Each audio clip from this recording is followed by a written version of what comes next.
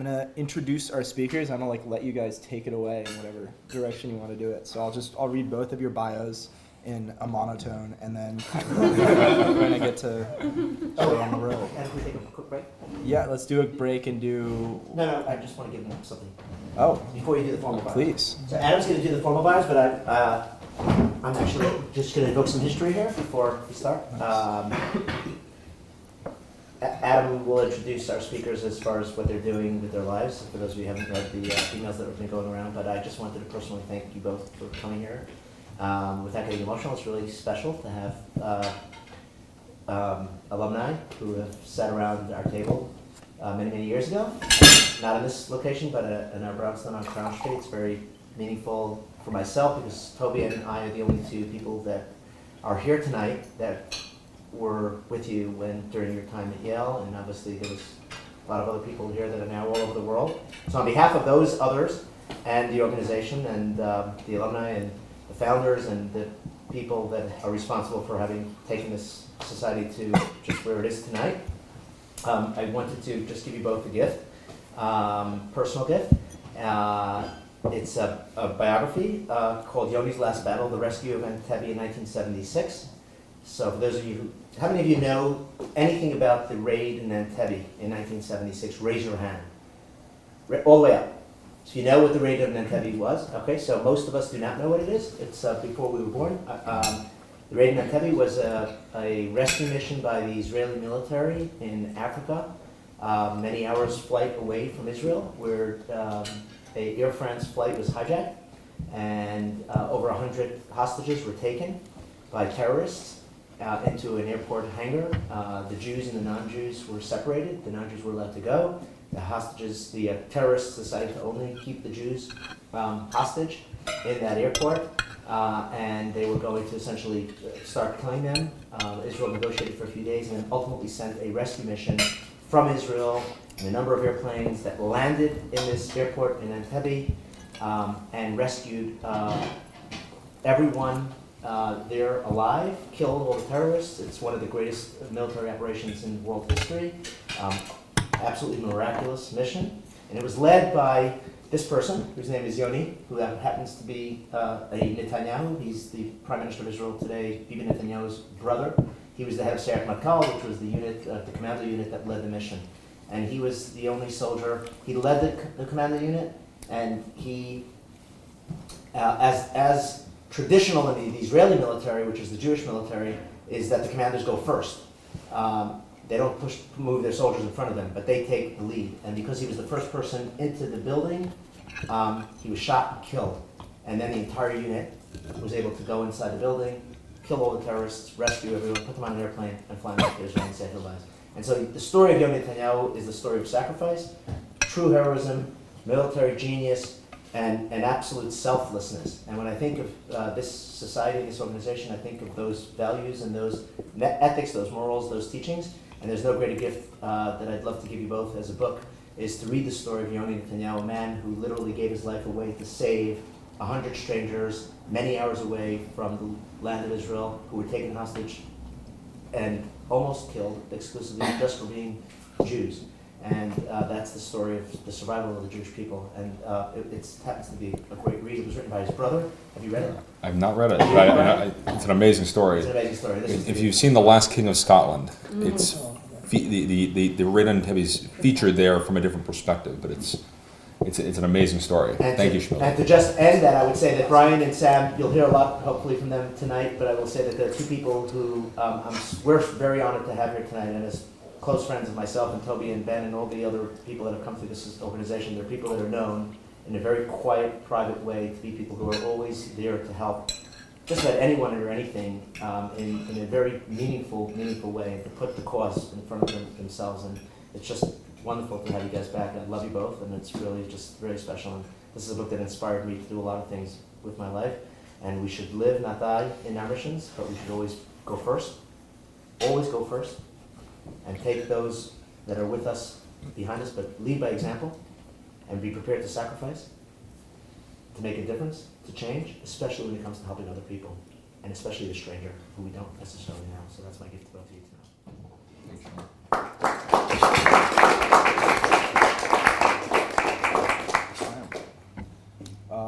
So I'll hop into those bios. In my monotone. What are you going to say about us? Brian Kreiter is a great guy. I'll do it. Starting off with Brian to my left.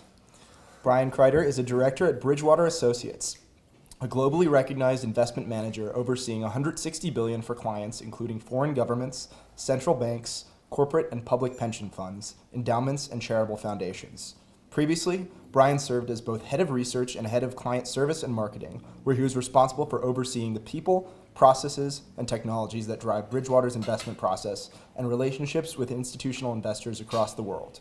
Brian is the lead director of Elemental Cognition, an artificial intelligence firm he helped launch as a partner between Bridgewater and Dr. David Ferrucci, inventor and principal investigator of IBM Watson.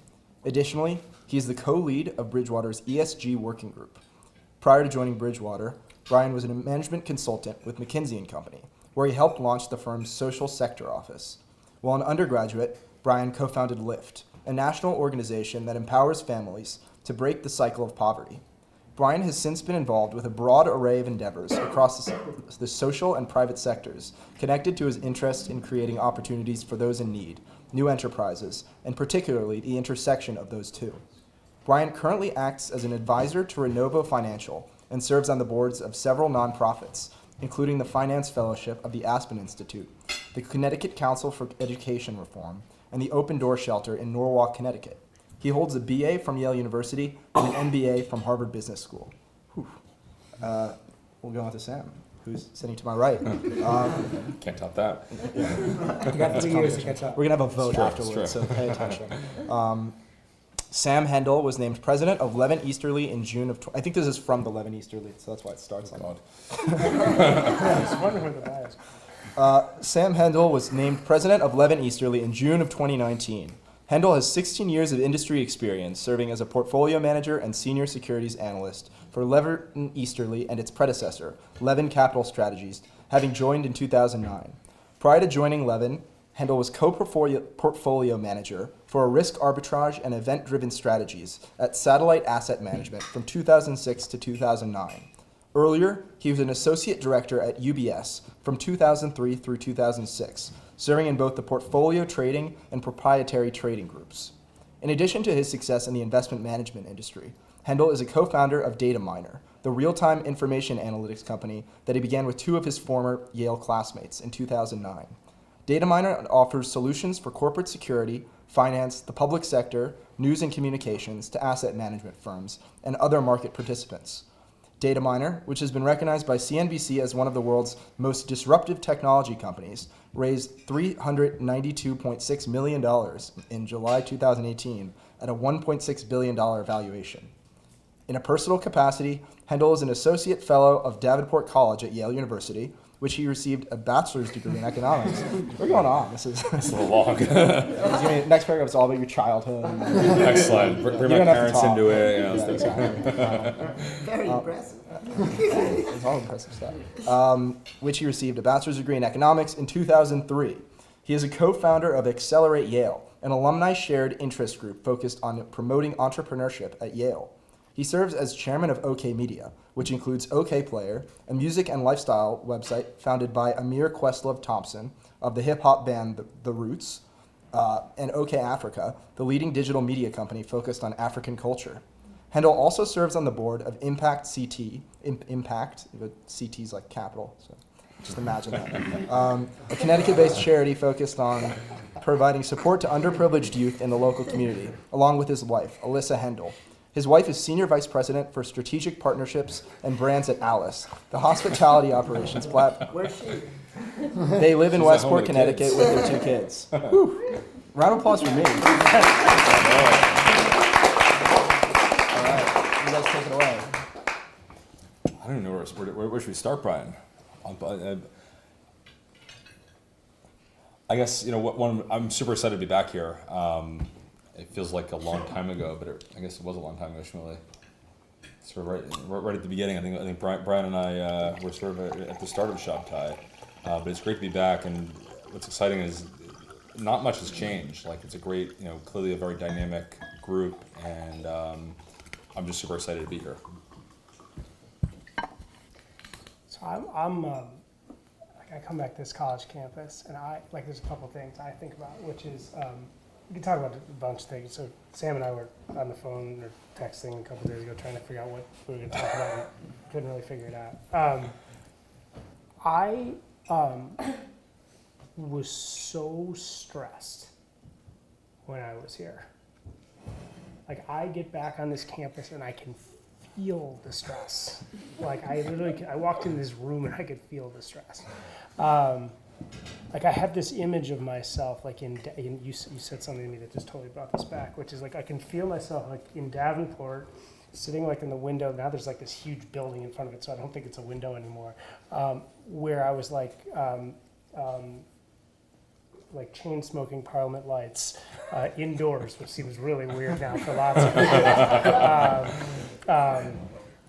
He's dating himself. He wasn't jeweling. Yeah, no.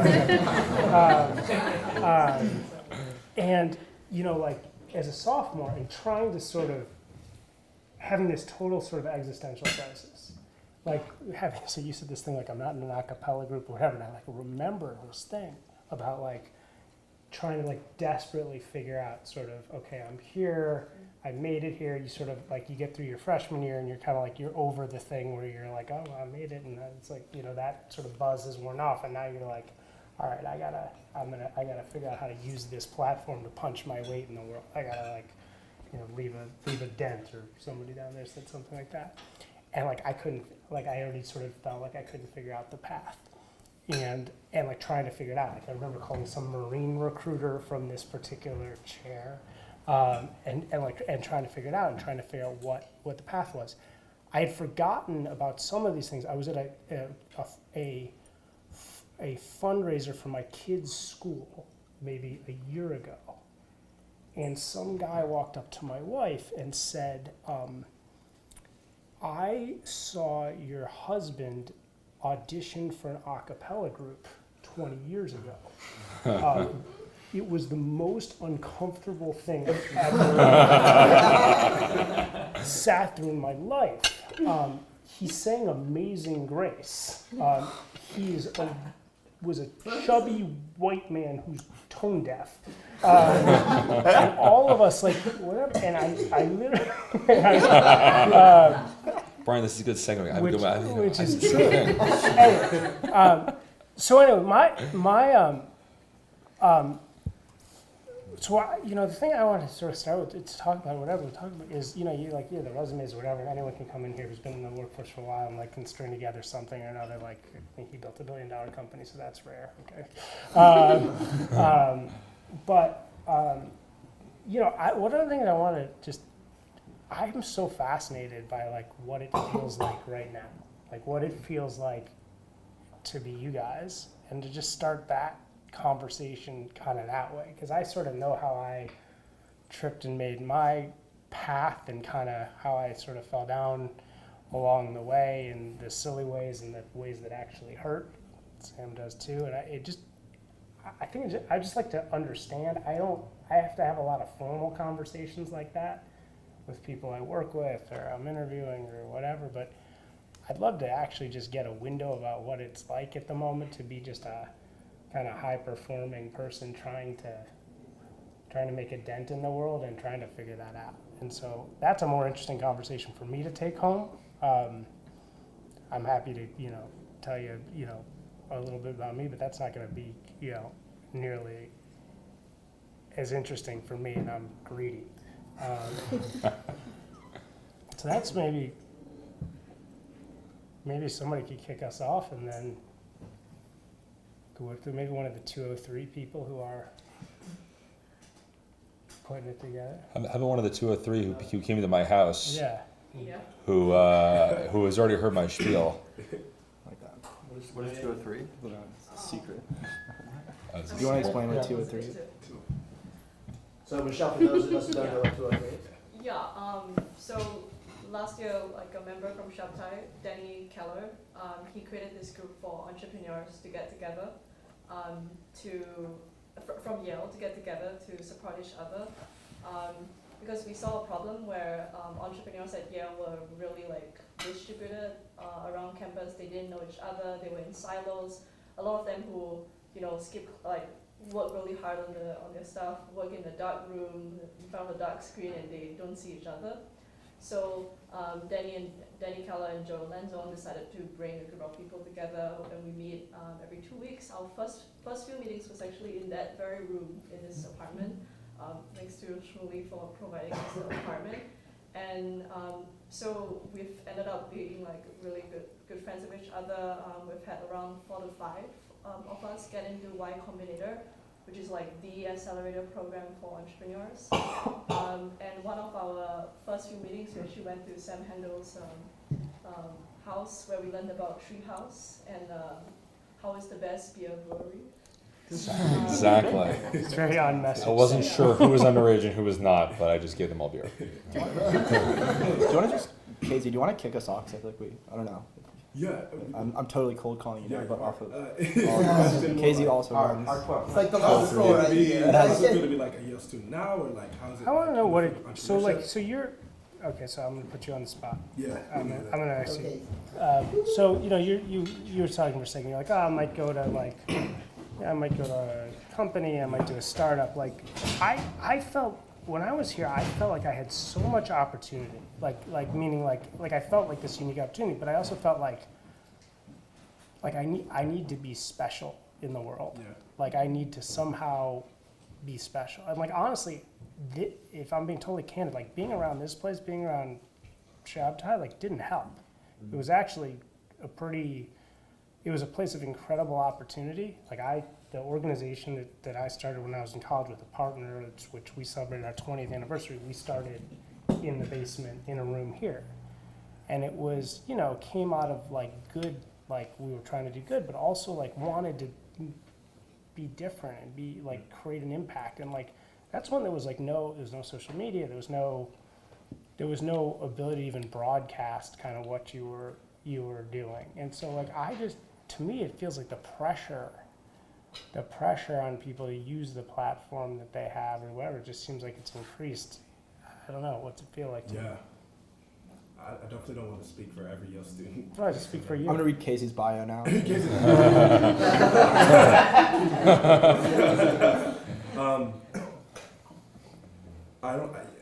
exactly what you said. I think it's increased in many ways, and like you said, I think it's double-sided in that I think some people chase certain institutional prestige, right?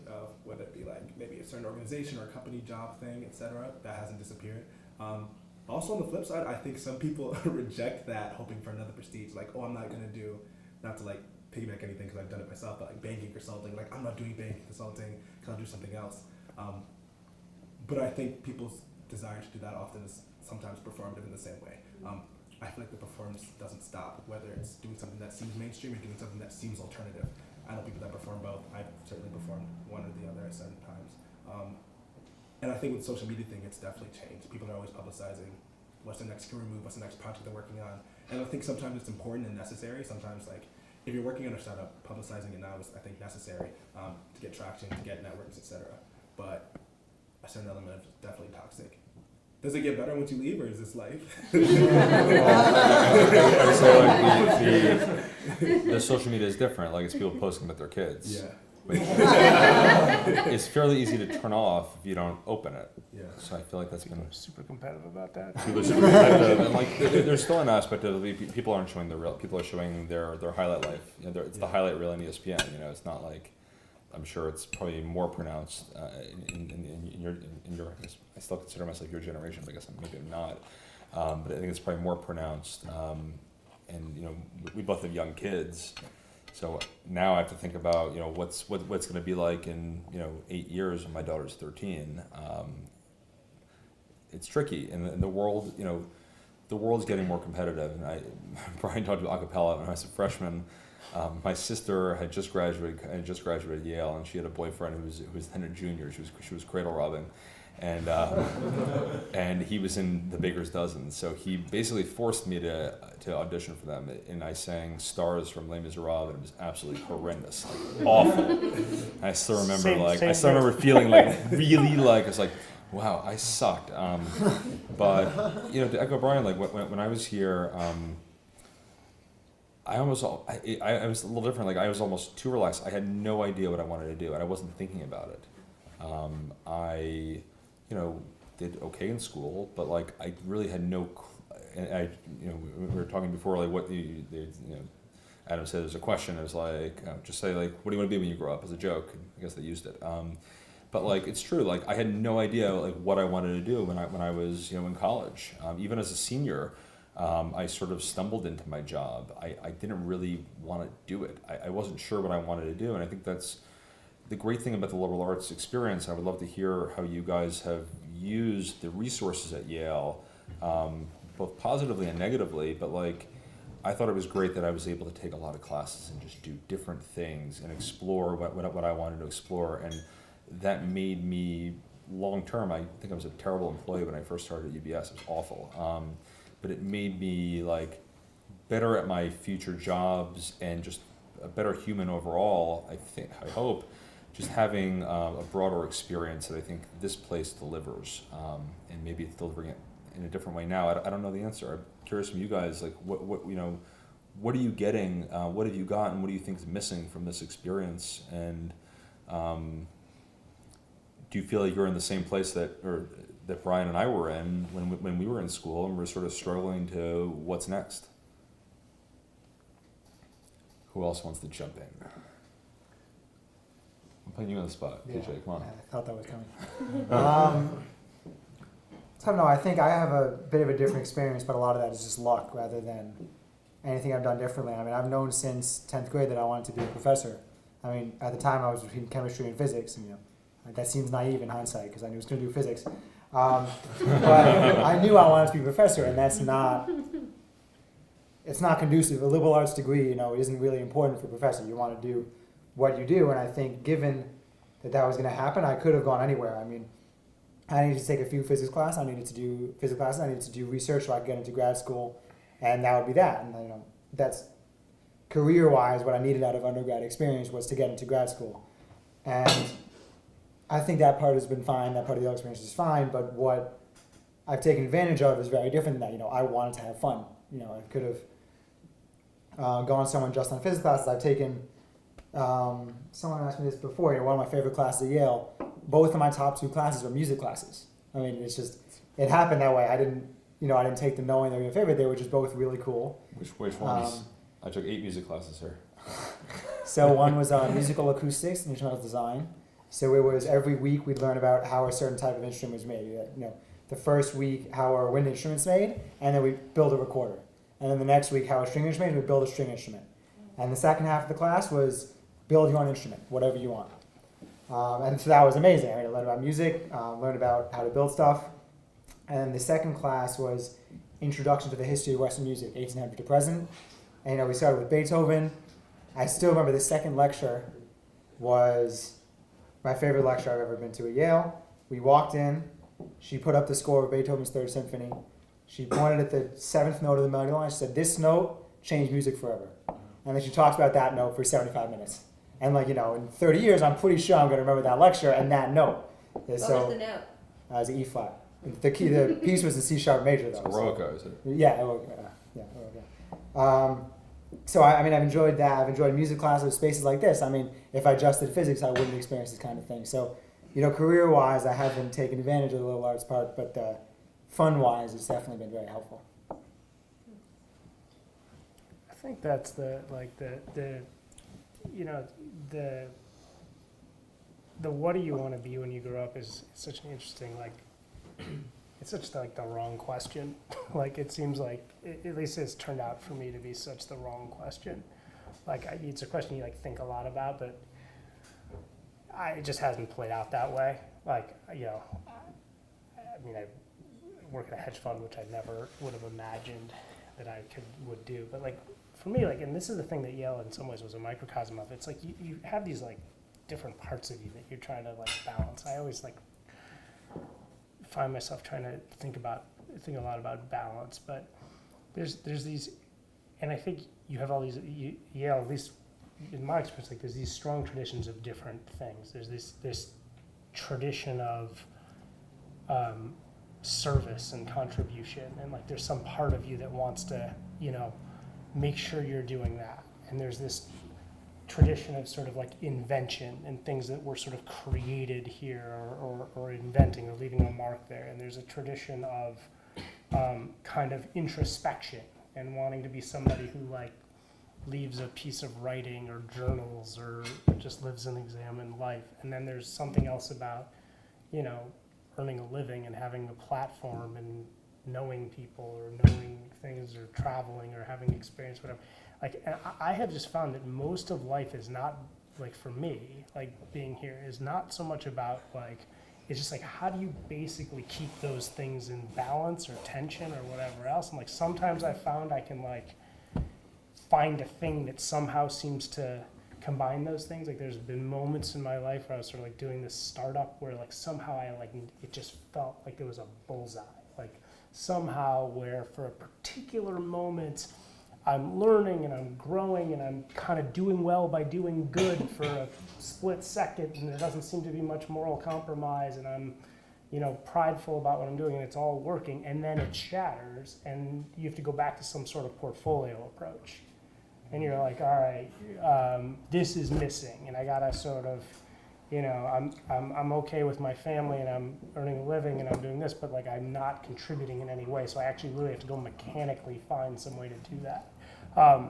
It's been really interesting. Like that's been so, and it's so interesting because I felt it's so similar to the way I felt here, where it's like you have that feeling where you like walk by the bulletin board and you see all the things and you're like, brain explodes for a second because you're sort of like, I should be doing some element of all these things, and you feel this like sense of opportunity and loss kind of at the same, you know, at the same time. And so like to me that's like, it's like so like, you know, I'm sure you have speakers come through and people talk about their achievements or their values or whatever. Like to me like the whole thing is like those portfolio choices are like so interesting. And so like to me like the most interesting thing is not like how do you become a lawyer, how do you become this, it's like it's more like how do you actually learn to be really good at like look like, can you go home tonight and like basically write down on a piece of paper what's that portfolio you're doing right now, like whatever, however your framework is, like what are actually the choices you're making in your life, between your friends, your family, your this, and then like are you actually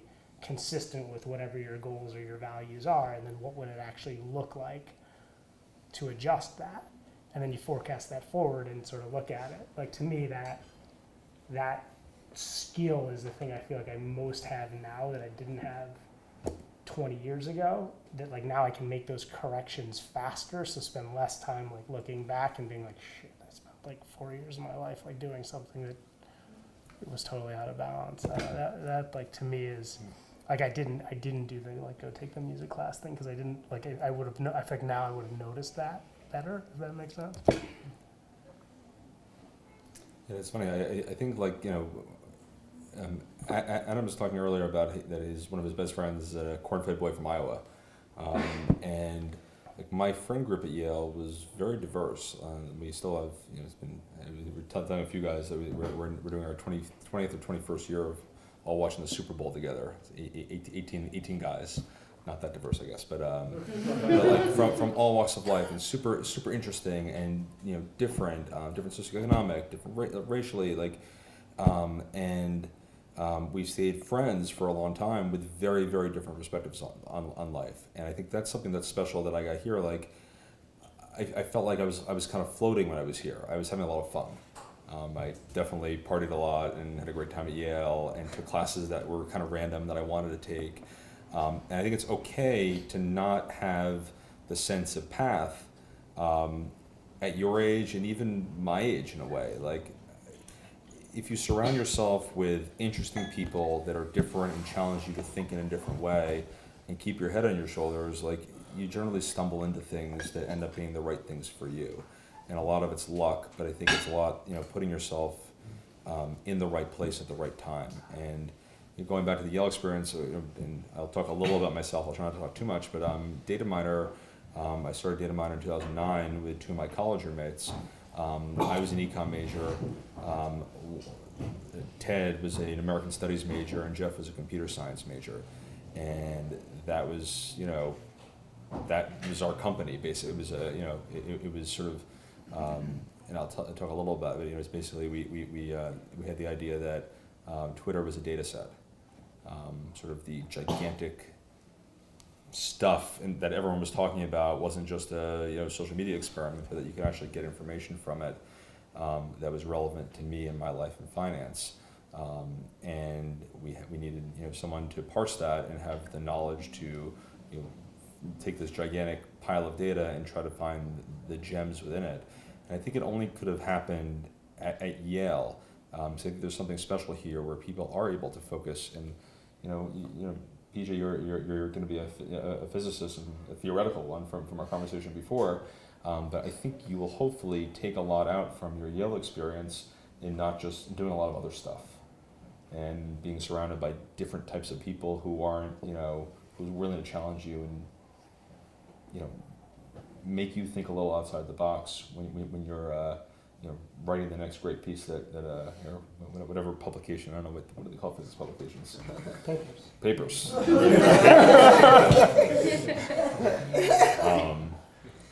Sorry, I'm like musing here, but I really did think, for me, Yale was a very, very special place. And it's great being back on campus because, I loved it here, and I joke like I moved up to Westport to be closer to here so I can come more often and eat the pizza, but it's something special, and for those who are seniors, like enjoy the rest of it. But and there's the group of people that now and the connection you make now could be extremely relevant later in life.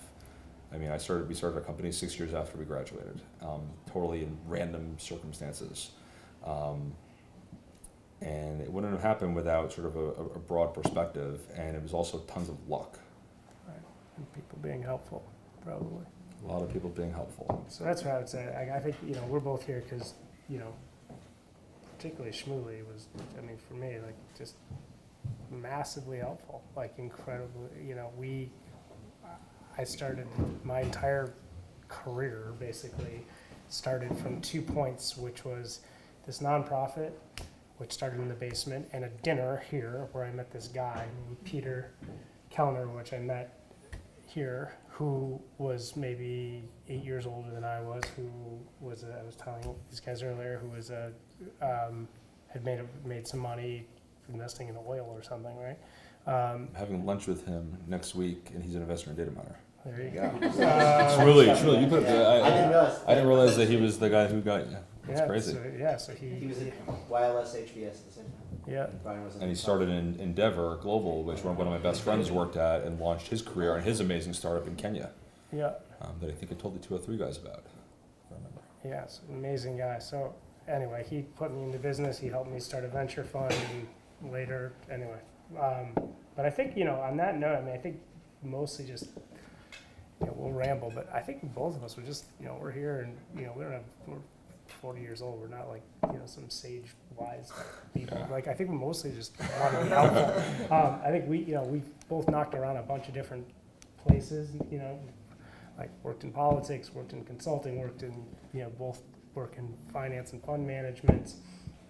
Both have, driven startups in the for-profit and the nonprofit world. And so, I think to the degree people have questions or trying to get things done or whatever, I think the best thing we could do at this table is to just try and be helpful to folks and answer questions or put you in connection with people and literally just go to work at this table. I'm going to throw a question out. Everybody seems to be a little shy tonight, so I'm going to. Where's the scotch? I'm going to have a little. I'm going to ask you both a question, and to be candid, I'd like you both to answer the question and then open it up a little bit more and people to interact here without being shy. So, I think what's unique about both of you, and it's interesting that we have you both on the same night, is that this is a little personal, but it's Shabtai, so we'll go a little personal.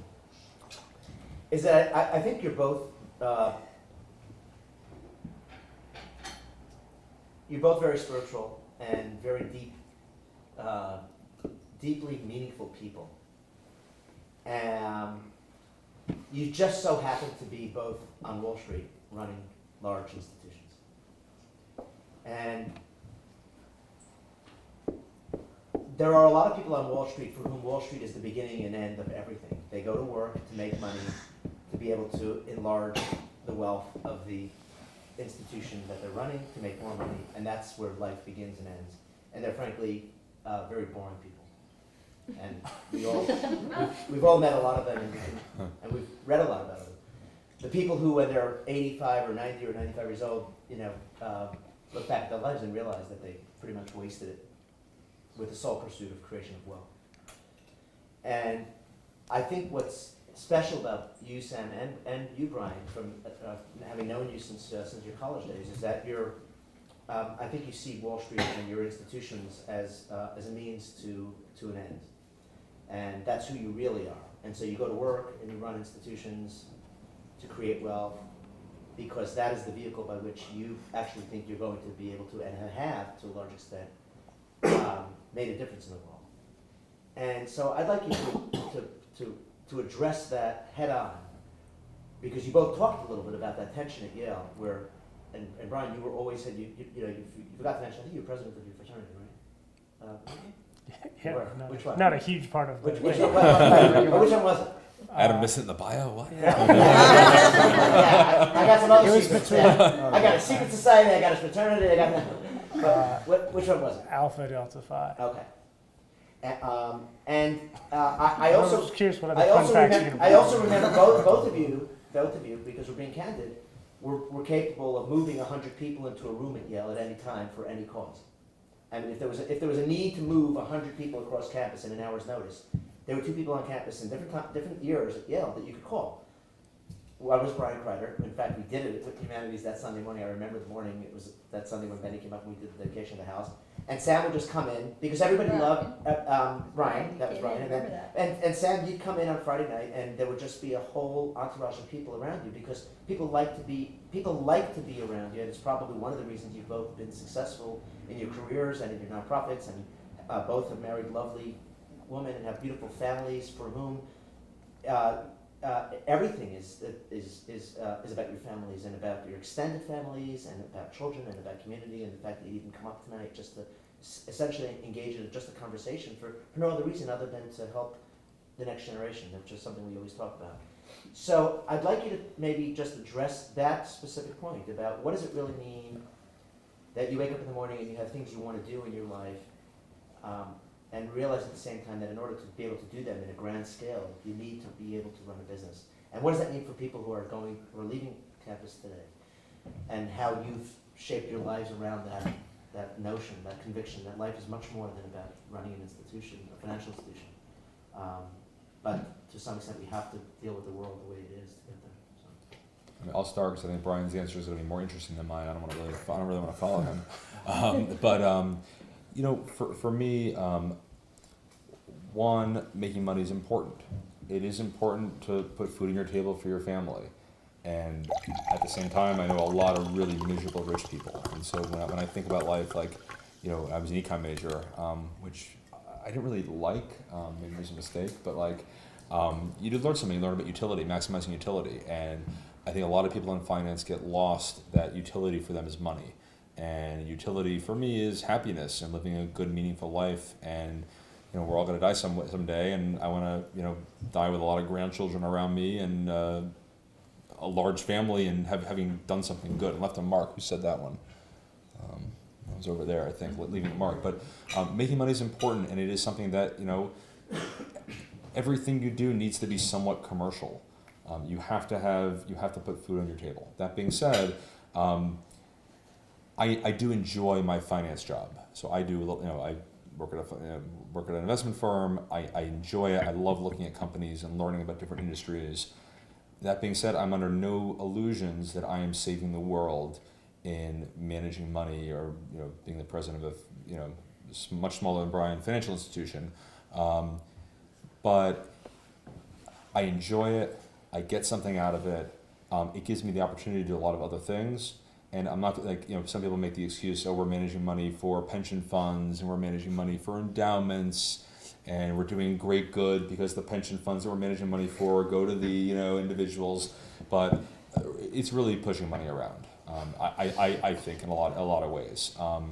But it's something that you can really enjoy, but I try to do that balance that Brian was talking about. I try to balance that where I really enjoy it. I like the intellectual exercise of it. Do I think I'm leaving my mark on the world by being at this firm? No. But I'm able to do a lot of other things outside of that I feel like have the potential for that. And Shmuel, you're right. Like, a lot of finance people are very one-dimensional, and all it is about what's my bonus at the end of the year. And not only do they think it, they talk about it too, and it's really oppressive. And one of the reasons I moved to Westport was, the of all the suburbs and being in New York City, like, I felt that yes, there are a lot of finance people, and there's some of that and all that stuff, but it was less showy, and there were a lot of, like, my friend group, that we met in the past 2.5 years and through my kids and stuff, is very, unfortunately, not racially diverse, but is diverse in jobs and careers and thought. And I've really enjoyed being there so far. And it's been a great thing for me not to be surrounded by a lot of the finance folks, and Brian probably knows the same thing, that their sole focus is on their paycheck at the end of the year, and they measure themselves and judge themselves, and their happiness is solely based on that, not all the other things that are around in life. That's how I think about it. Good answer. So I think, it's a really good question. I think for me, there's kind of two moments that I think about in terms of that path. So when I was in college, I definitely had everyone, the people around me were trying to become investment bankers, and like I was like, I just thought that was like the most narrow thing in the world. Like, I just thought I so had it figured out, beyond what people were doing. Like, people just even like they were just like trying to get on a career track. I was doing nonprofit stuff, I was doing that startup stuff. I just thought I was like so. I don't know. I think I had something of an ego about it, and was sort of just felt like that wasn't for me. It was narrow, and I kept it. I was smart enough to keep it to myself, but that was definitely my thinking. And after there's basically two things that happened. So after school, I basically worked for myself, like did a bunch of different things, and some successful, some pretty unsuccessful, but successful enough. And then a couple years after school, like, I got spooked. Like, I basically got spooked that I was that my sort of impact on the world was gonna be sort of minor. That, like, I was fine, that, like, I was kind of like eking out like an existence as an independent operator, and that was cool because I was 23 and owned a business or whatever, but it was like, to what end? I'm not learning that much. I'm on like a very, very small platform, and like my goal in life is not to be like a small business owner or a small, like, that I needed some sort of bigger platform, and so that was basically, I turned to business school, because that was business school is like at least it was, it's probably a little bit less now. It was like a total like it's like your get out of jail free card, like you sort of find yourself in a cul-de-sac that'll reset you. So that was the sort of the first thing, which was sort of like kind of first step out of the passion, and then you're like, all right, you got a scale problem. And I went to business school. Then I go to business school, and it was like I tried to be really eyes wide open about what to do. I was looking for different things to do, and that's where basically, like, I first became aware of people, like what the people who had been working in finance and why they were working in finance, like what that platform allowed. I still didn't sort of go toward that. I wanted to go into venture capital. I'd done some of that previously. I couldn't get a job. Like, I tried desperately to get a job in venture capital. No one would hire me. It was really tight. I didn't have a classic, other than like this sort of small venture, but didn't have a classic resume for that. And so it was interesting. So I went, but I kind of, by this point, like, I realized that like the people who had done the banking thing and then gone and done the whatever, they'd done the private equity thing or then whatever, like, they'd worked their tails off. They had like learned, like they had like it was like sort of the 10,000 hours thing had actually sort of paid off for those people. They were better at the things that a lot of things we were doing for people who wanted to do business, which was just sort of like an interesting observation. ended up went into management consulting basically out of that same path, because basically just trying to get a platform, because I was basically freaked out about being kind of a small time entrepreneur. Ended up like a different story, which is didn't show up to that for a year and a half, because went to like run around in city government, which if you ever get a chance to do that anywhere is like the best time you'll ever have in your life. But basically went to work for McKinsey, and ended up, the second thing that happened was I'm at McKinsey, which is a great place to be, and I'm in the Midwest, and I'm running around, serving different like hotel companies and other sort of neat sort of businesses, and I had the opportunity to start serving hedge funds, which was sort of this growing industry, and it was this kind of thing. It was like it just had the best scale factor, just was like the best business, and I kind of had this realization, which is like, look, I'm not saving the manatee no matter what I'm doing here.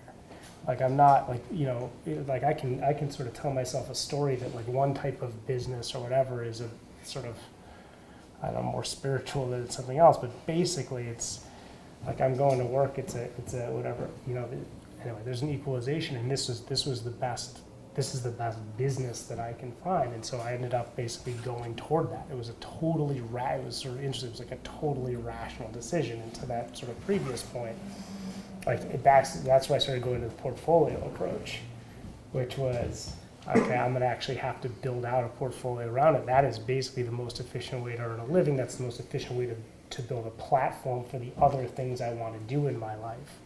I can go in the grocery business and sell, 1% margin. If I'm passionate about groceries, that'd be one thing. But if I'm not, I don't want to be in a 1% margin business. I'd rather be in an 80% margin business. You can do, you can get a lot more done. You can change the world in the ways you want to do. And so actually that sort of got me towards this industry. And that's basically the same way. That's the way I feel about it now. Like I'm not in love with the business I'm in any way, which is a really interesting way to feel about your job. You sort of think about, like you think about you're gonna be in love with your job. But that's, it's interesting how many people answered the question of what they want to do when they grow up in a professional sense.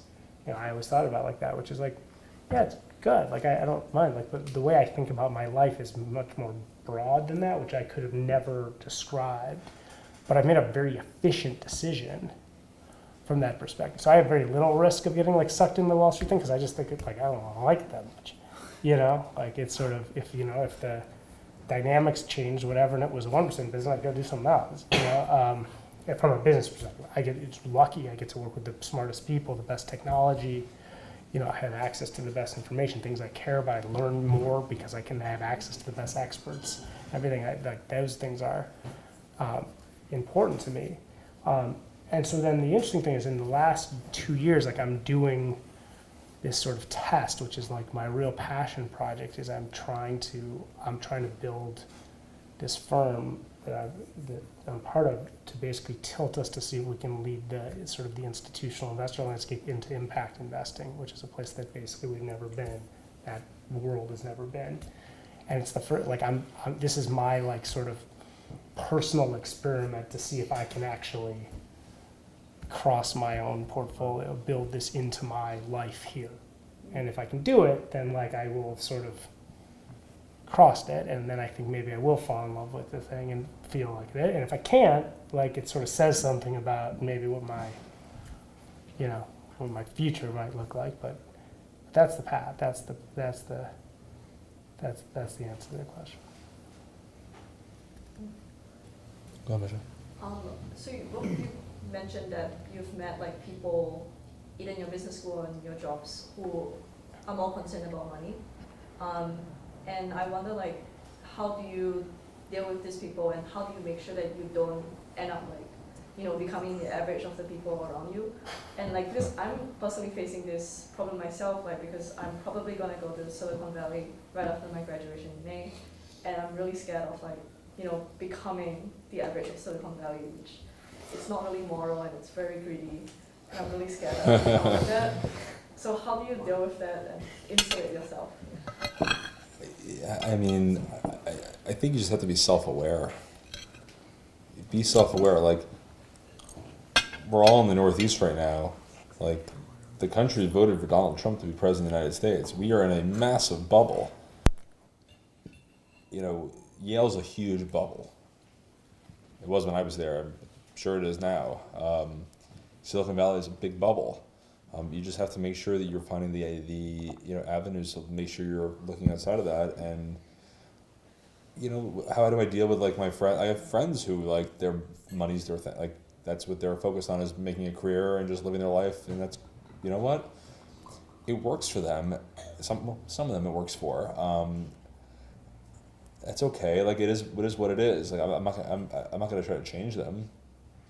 You kind of know it for what it is, and you accept that's who they are, and you might get a lot of joy out of them, and they might be really fun and be great and be super interesting in other areas. You never know, but it's hard. When you're in a career, when you're in a place that has a cultural ethos to it, and Wall Street certainly has a cultural ethos to it.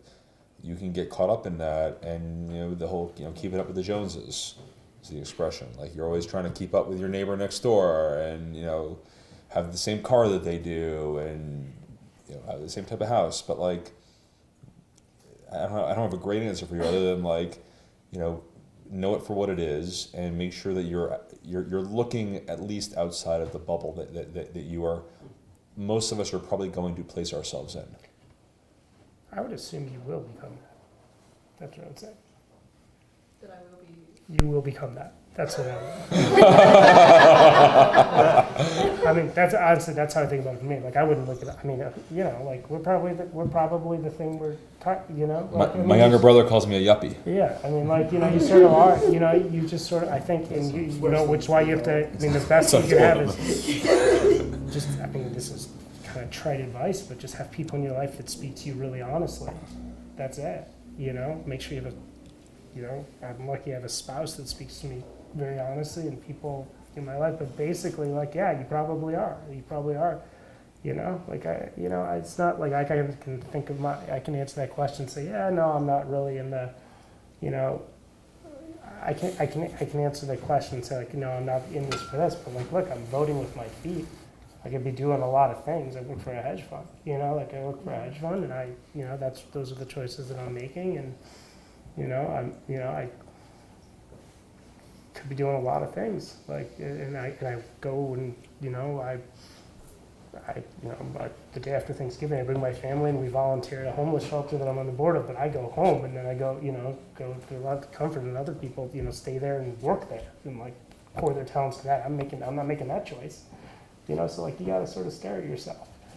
I think that's the key, is just this sort of just as honest as you can, and soon probably that if everybody else is kind of drifting towards the thing, you're probably in the same currents. We typically do at 9 p.m. We tip. This is great. We typically do a soft close, so people who have to go feel free to head out right now. But we're going to keep the conversation going, and just don't feel free to step out. Yeah. So I guess what you I forgot your name, but Brian. and Sam. Yeah. Speaking of people that are honest, that was pretty good. This is Adam. We like blunt honesty. 841 Chapel. Yeah, I guess what you guys were talking about, sort of balancing different aspects of your life, definitely resonated a lot with me, because I feel like part of going to college is that you enter very naive, starry-eyed, and you have just such a, you don't have a grasp of what is important in the world to you at all, because all you've ever done is engineer your life so that you can get here, basically, right? And I guess being at college, I've just gained such an appreciation for how challenging it is to sort of have a sense of what is important and have a sense of what matters, but then also be able to ground yourself in the necessities of the day-to-day. And you can be oh, grades don't matter, and this is not a measure of my intelligence, and not a measure of my capabilities or who I am or my worth. But at the same time, if you want to go to grad school, you do need to get good grades, and you do need to take the GRE, and you need to get a certain number of papers out even if those are not important or interesting or whatever, right? And it's hard, like, to fulfill all those boxes. I guess there's a tremendous amount of cognitive dissonance to be able to, like, live the life you want to live, because it requires a lot of, like, actions in the day-to-day that don't actually align with what you want to do, right? And I'm just thinking about how you guys balance that. And it made me think a lot about this show I watched, Mr. Robot. And it's about this, like, computer hacker who has I watched it. It's good. 2 or 3 split personalities. If you watch the new season, there's a 3rd. Spoilers. Oh, don't tell me. Don't tell me. Okay. But it's just interesting because it's like his split personality fills a very different function, where it's like his normal self is extremely awkward and he's like this genius coder or whatever, and then his split personality is like this affable, friendly, I don't know, very socially capable person. And he sort of like swaps them out as needed in different parts of the show, which is interesting, but it's also like, it would be a tremendous skill to have, you know, because like, when you're at work, you do need to sometimes be like cutthroat, and people will try to like fuck you over, and you can't let that happen, right? If you want to like care about your future, but at the same time, you don't want to like succumb to that level. But it's really hard to balance all of that. I don't know. That's something I've been thinking about a lot. Great. And I was just thinking about your thoughts on that. Take it away. I mean, life's about compromise. It's all, I mean, one of my best friends, all the undergrads here, he let you guys all in college. He's Jeremiah Quinlan, the Dean of Admissions, and whenever, I'm in a college with him, and every time he does a toast, he's Jeremiah James Quinlan IV, not a Jew, he doesn't do l'chaim, he says, to good decisions. It's hard, like life's hard, like you're gonna have tons of compromises and tons of choices, and like, I mean, one thing I would say, like, you're 18 to 22, don't be afraid to make mistakes. Like if you're gonna make a mistake, make it spectacularly. Like don't step gingerly into your mistakes. Make them spectacularly. Like, go for something. Do something that you want to do and like go for it. But like sometimes you have to have sharp elbows. And if you're gonna be a pushover at work, like, and I consider myself usually pretty nice, but like occasionally I can be a jerk in my professional and my personal life too. It's about, I don't know, it's about, like, you have to make choices and compromises. Like, it's really, that's a great question. Like, we both work in an industry that's about money, that we are just dealing with money. And I think some things about it are super fulfilling, but like, we are not saving the world. And we made that choice. I guess I didn't make the choice when I started because I had no idea what else to do and just took the first job that some first person that would hire me. But like, I have made that choice consistently for the last 17 years. I was luckily able to make other choices in the process and do a lot of different things that I really enjoyed to, mix it up a little bit. But like, I don't know, life's hard. It's about compromise, and there's no perfect answer. But like, one, don't be afraid that you don't know what you want to do. And two, even if you don't know what you want to do, if you're going to do something, go all into it. And, you learn a lot from fucking shit up and making big mistakes. Right. That's pretty good.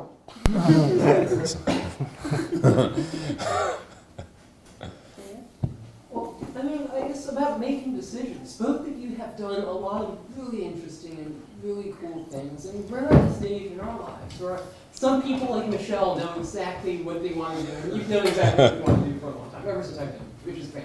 But for a lot of people, it's that very point where we're having to kind of specialize in a way that we have to maybe choose some interests over another. And both of you have been able to really bounce around between a lot of different fields, a lot of different opportunities, a lot of which have very little overlap with each other, a lot of which are just totally different. And I was hoping you guys could talk a little bit about how you guys can continue to foster all these different passions, all these different interests, continue to really develop all these different opportunities.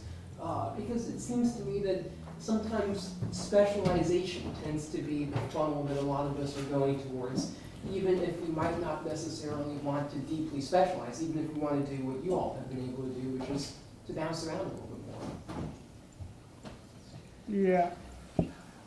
This is a conversation I had with Moses, so back to Moses. I think there's like two different, for me there's like a little bit like two different stages to it. Like you can almost have like two different visualizations, which is like kind of stage one was like a desperate scramble, which is like you don't know what's gonna like hit, and like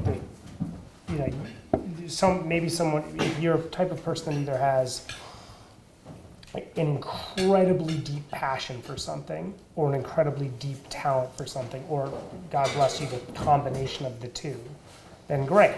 I think most people probably aren't like that. Like it doesn't hit for people.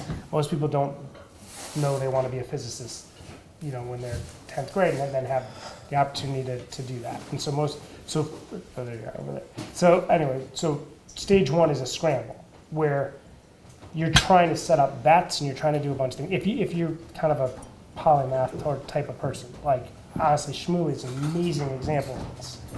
Like, I don't know, he showed up here, like, what was he doing? He was like starting a family, he was a venture capitalist, he was starting a society. Real estate, he was Shmuley's a renaissance man. So like, do that, and I honestly think he was putting down bets and learning about what worked. Like, I don't know, but like, and it was there was a sort of a, it's a scramble. That's stage one. And then I think stage two is when a couple of those things pay off, they become the platform which allows you to sort of bridge and do some other things. Absolutely. Right? And so, so data mining, anyway, he can tell you there's relationships between these various things. I had an AI startup because I have a fund that I could fund. It wasn't like I couldn't have done that, out of my basement. That was a sort of a stage two type thing. So anyway, it's like a little bit of a that's how I've basically experienced it. I don't know if that's how you guys. Yeah. And I said before, like money does unfortunately matter. Like we both work in finance, and that. And I don't go work in finance. Don't do it. Don't do it. But like, it does. Like we're able to do certain things because we made career choices to pursue a career that you probably do make a little bit more money than you would, doing something else necessarily. And that having the freedom and start of the career is different. Like everything changes as you go through. Like. When I started my career at UBS, I thought I was going to be there forever. I thought, I just didn't really get it. I was like, oh, this is my job. Like, seeing from my dad was somewhere for a really long time. He made one career switch in 40 years. And I was like, that's my job forever. And things change very rapidly. And so when I say people, put yourself in position to succeed. And do your best to put yourself in a position, but you gotta put food on the table. You have to be a commercial human being in this world. We would not have been able to start Data Miner. And one, we started my company. We started I was at a hedge fund that blew up. Something really bad happened. I was doing really well in my career, and the hedge fund blew up in the financial crisis. And I stuck around. They asked me to stay on for 5 months and clean up the books.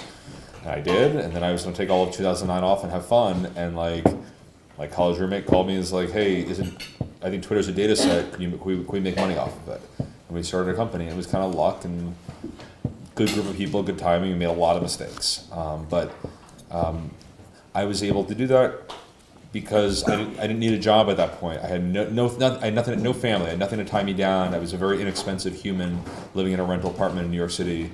With 3 friends in a basic frat house, and so I could afford to take a chance.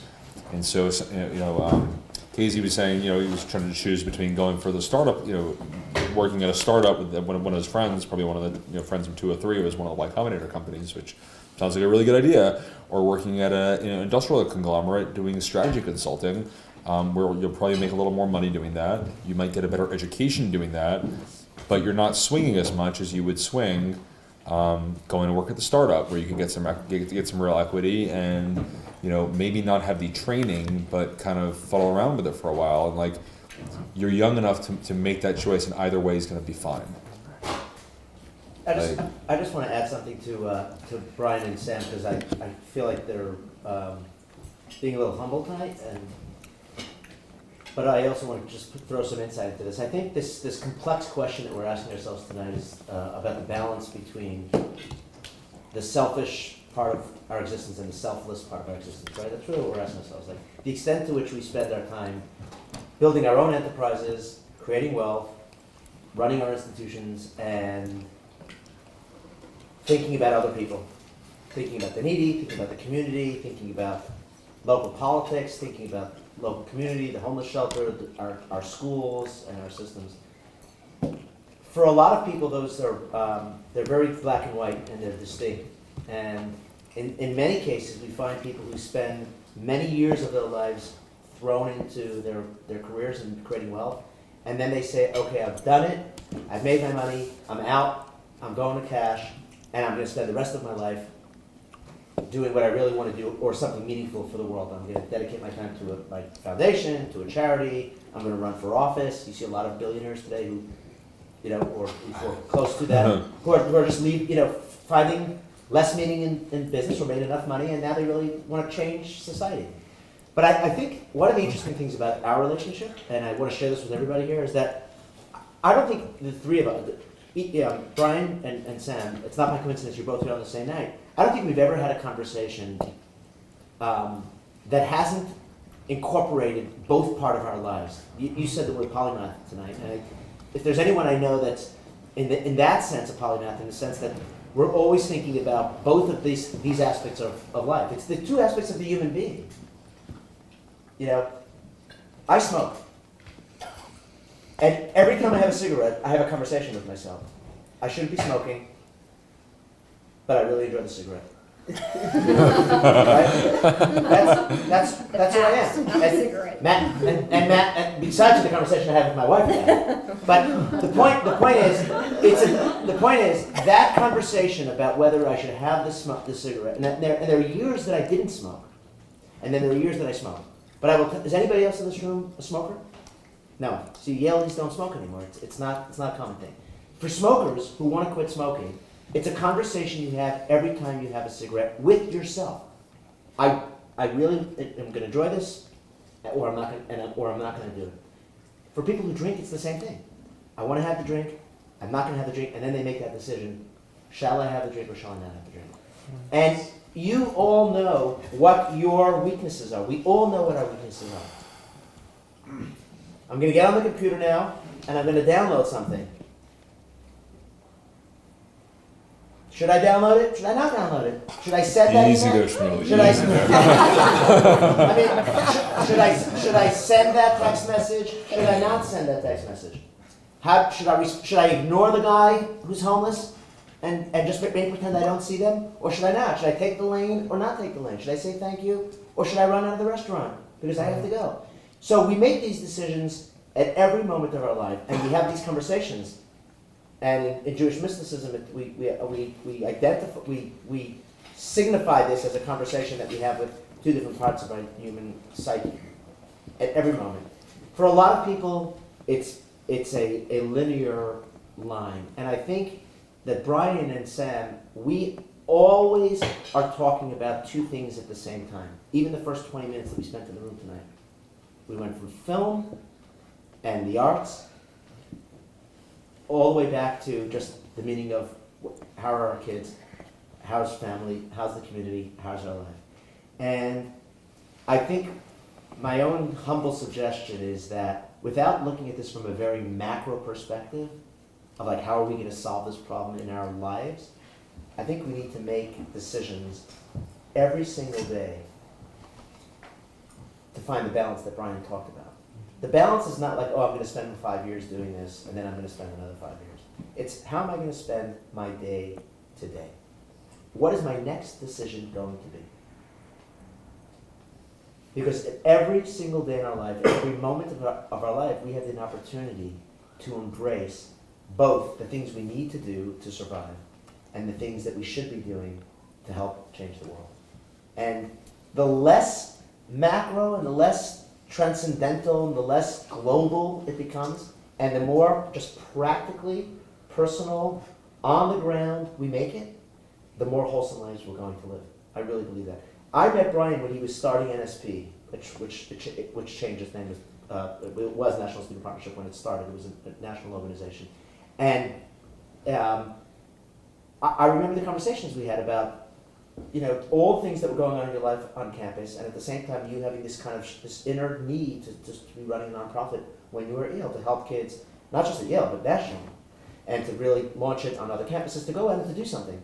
And I think it's just because that's who you are. You're a person who is living that struggle. And every day you want to be able to do something. And I think the same thing with you, Sam. We talk, the fact that you want to run a brewery because you want to make better beer, you want to help your school. The fact that you live in Westport, that there's something, for me, very, very telling about that. It's not about the keeping up with the Joneses. It's about living a humbler lifestyle. And It's maybe, not that humble, Schmilly. What do you think, Brian? No, It's not that. Sam, the point It's is, more humble than some other towns. yeah, it's about it's about pulling a step back, I think, and every day saying, okay, what can I do today? And I think for myself, when I say when I grow up I want to be kind, I really mean that. I don't think there's ever enough kindness in the world, and so tonight and tomorrow morning and tomorrow afternoon and tomorrow night, I'm going to hopefully think about what can I do, a little thing to make a little difference in somebody else's life, and not just think about my own, and not just think about my own kids or my own family, but to think about people outside. And it's really interesting that the mailman showed up at my house today, and he handed me the mail, and I was on the phone with my accountant. And I said to the mailman, do you need the bathroom? And my accountant thought I was talking to him, and he said, what? And I said, no, I'm talking to the mailman. He says, you're asking the mailman if he needs the bathroom? And I said, yeah. I never let the mailman come to my doorstep and not ask him if he needs to use the bathroom or if he wants a drink. Always. It's such a small little thing. And they always smile. And I realized because they're walking around the town the whole day. How many people do you ask them if they need to use the bathroom?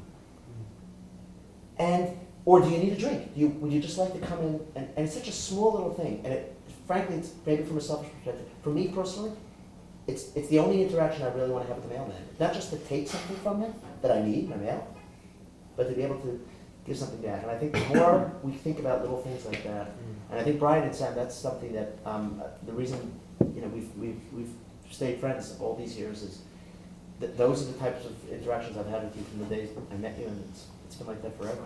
And if I can just add, sorry, one more thing, just because we all have children, and I think that also for everybody here who's speaking about wanting to get married and have children, I think that's also an integral part of this business of really finding that balance. It's really, first of all, surrounding yourself with a really healthy community. And like Sam says, you're going to have very many people in your lives, and you're going to meet a lot of people in Silicon Valley. And some of them, maybe a lot of the things they do are not something that you subscribe to. You don't want to be like that, but you could always find something in most people that you can connect with. And I think if you just think more broadly about that, and at the same time your nucleus should be people that you respect and they respect you, and it may be a very small circle, and that's okay. And also, I think community is integral. And people that are honest with you. I think Brian said that, right? Surround yourself with yes, people that are honest with you. Exactly, honest with you, and respect you. To respect you enough to be honest with you. Personally, faith, I think, is also integral, but at the same time, also finding a family, or deciding and making that decision to commit. And it's really that's something that I don't think we struggled with in our generation, but I think today it's a bigger challenge to have that conversation with yourself about putting that first. And that's your entree, and everything about it, including your career, was like your salad. It really, really is important. And if you think that by putting that off indefinitely, you're going to be happier or even more successful, you're kidding yourself. I think if you think about the fact that that is as important, it's way more important than anything else you'll do as in a career, is to find someone to spend your life with, and to create a family, and to connect with your own family, and pay it forward. In that way, you will find true success, and that will be irreplaceable. And everything else will follow. That's what I think. Would you agree with that? Yes. I'm going to make a shameless plug for my Yale thing I'm doing, because we're at Yale. I told the 2 or 3 guys, so I started this group called Accelerate Yale with a few of my buddies, because we thought that entrepreneurship at Yale kind of sucked. similar theme here, and wanted to get the alumni in gear on really connecting the ecosystem between the students and alumni, and we just launched a group called Yale Angels. We launched Yale's first angel fund, or angel network, I would say, really. So if you guys have any companies, we are basically, we're a not-for-profit, we're not trying to make any money off of it, but we're basically trying to connect the older generations. You can throw $25,000 at a young student or alumni company. We just did our launch event a couple weeks ago with Yale Development, Alumni Association supporting us, a bunch of great founders talking, and like, I do think there's an aspect like, you know, there should be more connectivity between what you guys are doing, and it's so great that coming back and when you guys came to my house, not all of you, but a few of the table, like, hearing what you guys were doing, like, blew me away, because I was like, oh my God, like, I was like smoking pot and drinking all the time, and I had no idea what I wanted to do, and like, Michelle already has like a company that like is getting funded, I don't know, like crazy stuff, and like, it was amazing, and like, the Yale community as a whole, I think, needs to get better at connecting the generations. Is investing like the greatest way to do it? Maybe not, but like, there are generations at different stages, people are at different stages of their life, and like, I feel there's an aspect of that pay it forward, that like, I want the 60-year-olds who've done well, who want to connect more to Yale, but don't really know how, to throw 25 grand your way, and when you create the next $1 billion company, to sell it and then give money back to Yale and then do the same thing with the younger people. And like, there's an aspect, I don't know, I've been working on that for, I guess, 3.5 years on the sort of, and we've increased sort of the velocity and momentum of what we've been doing. We're now like the alumni SIG, special interest group for entrepreneurship at Yale, and like, I've gotten more joy and reward out of that, which is a completely non-monetary thing. Like, it is a not-for-profit, what we're doing. I've gotten more joy over that than like pretty much most things I've done in my career. And it's special, just like, go do stuff if you like it. Like, I don't know. I'm more passionate about that in a way than I am even about like my company and stuff. I don't know. Sorry, shameless plug, but. Great.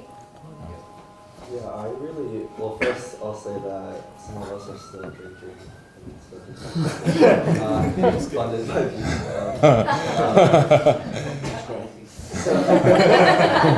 I'm glad to hear that. Sorry, Spiller, sorry.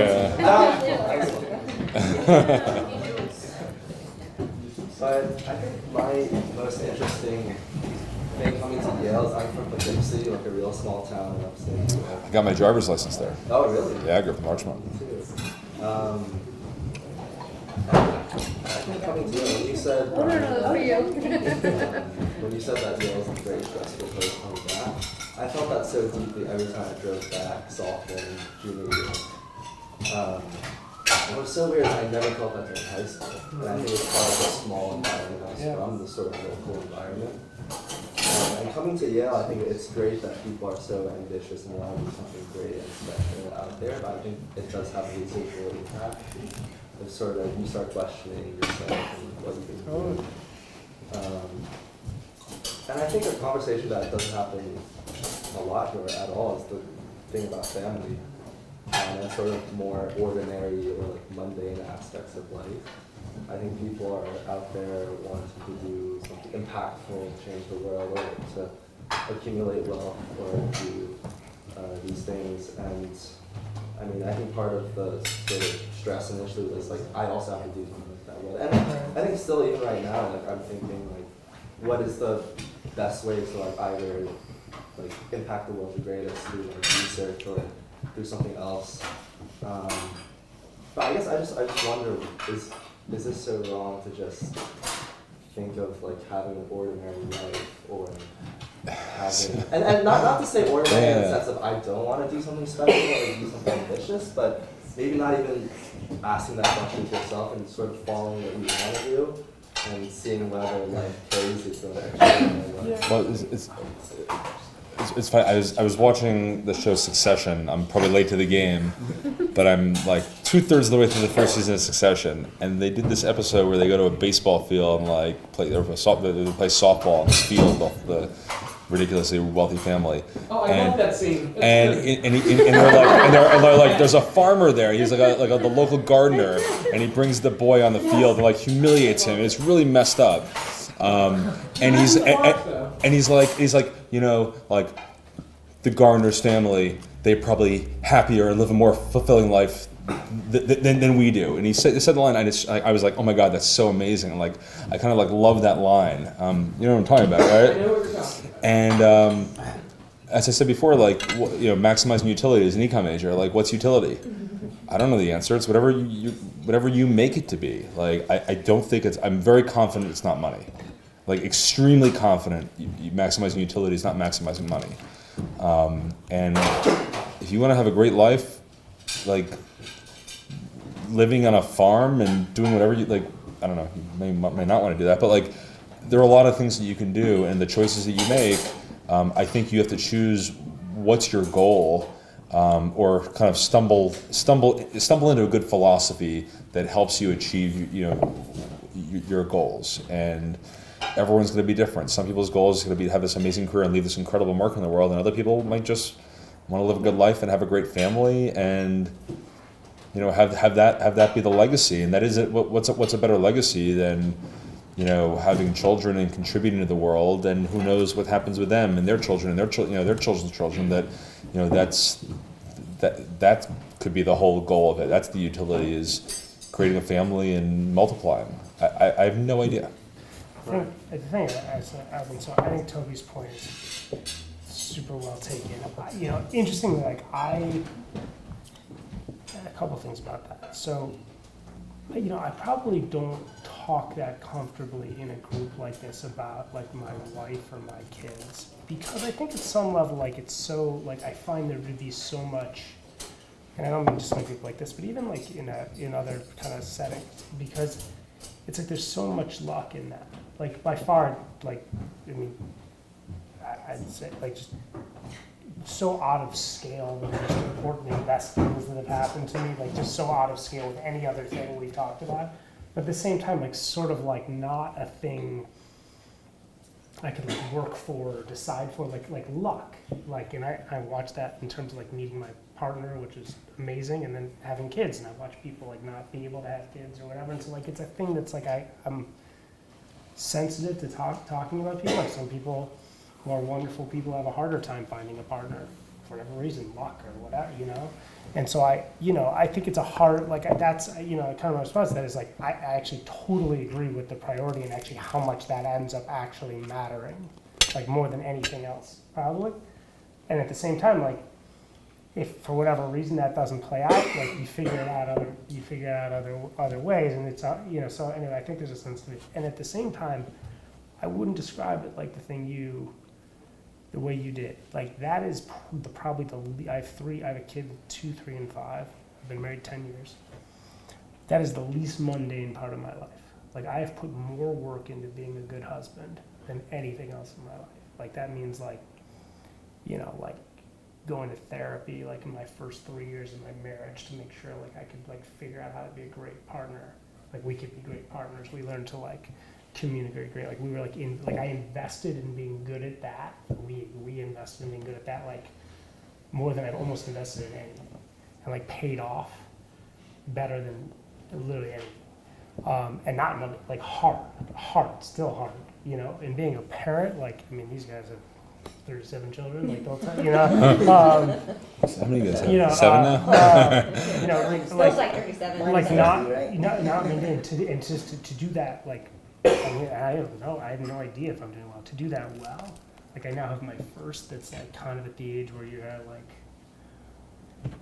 you know, and you know, I'm naive, I don't really know yet, but like, you know, there's like, okay, the kid for the first time doesn't like going to school. Like he gets up and he screams, he doesn't want to go to school. It's like it's like an intellectual challenge. I don't know what to do. I can't, like, you know, oh my God, like I go to work, it's so much easier, you know, it's, you know, intellectually easier, like emotionally easier. So like, you know, this kind of idea that like, you know, like you're sort of like, you go into the world and it's like takes all of you, and then, you know, somehow like there's like, you know, if you're in your home life or in your charitable life and something it kind of requires less or whatever, like I think I probably sort of had that archetype too, and it turns out that's just wrong.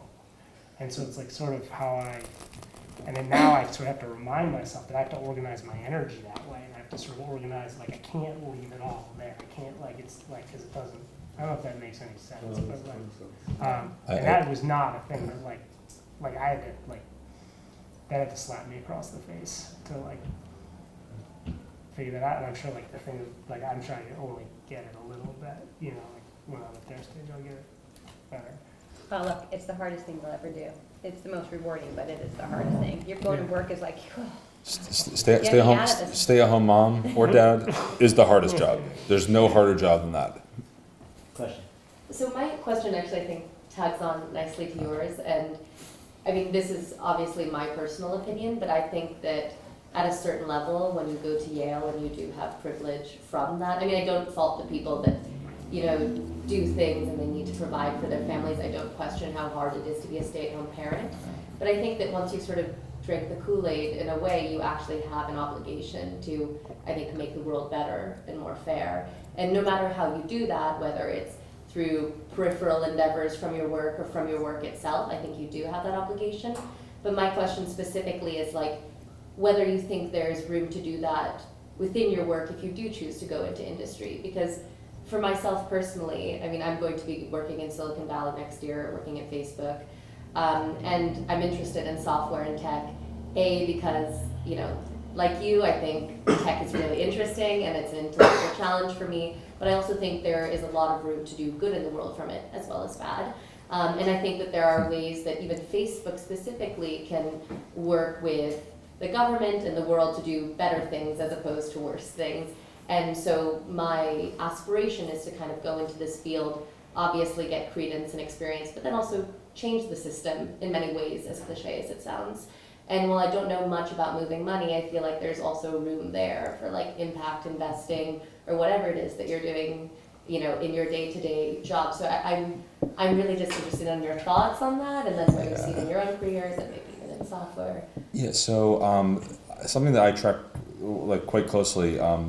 So right now, corporations in America they have the board of directors has a fiduciary duty to the shareholders, and only the shareholders. In Europe, if you go to Europe, the boards have fiduciary duties to stakeholders, and that includes, sorry, this is a little esoteric, but I think it's relevant. The stakeholder model includes employees, it includes the community at large, it includes customers, suppliers, bondholders, and you know, it's a you know, capitalism. I think capitalism, human beings are flawed, is my view. Like, we are flawed, and capitalism is the best system we have, because I do kind of think humans are inherently lazy. And if I'm working at the beer factory in Russia, the Soviet Union, and I can work really hard, or I can sit on my butt and drink beer all day, I'm still going to the same thing at the bread line. Most people are going to sit on their butts and drink beer all day.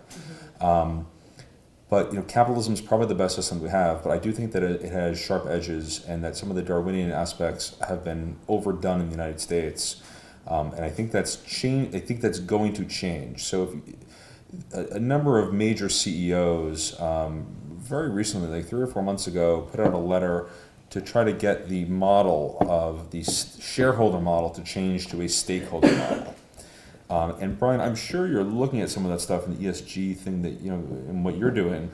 I think that is a huge, huge change that I would love to see corporate America move to the different type of model, because, you know, if you're a fiduciary and your only fiduciary obligation is to a shareholder, you are obligated to act in a certain way to maximize value for the shareholder and to not think about the other people that might affect. That might affect. You get sued if you don't, right?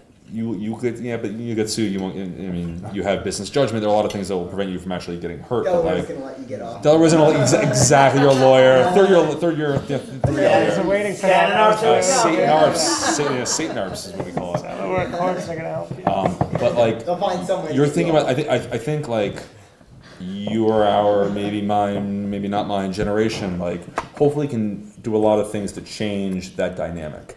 Because it is great to work for profit, and profit, unfortunately, does create innovation. Like, capitalist societies have created most of the innovation that has been sort of, if you look at economics, The A was sort of like the technology. There's capital and labor, and then there's A.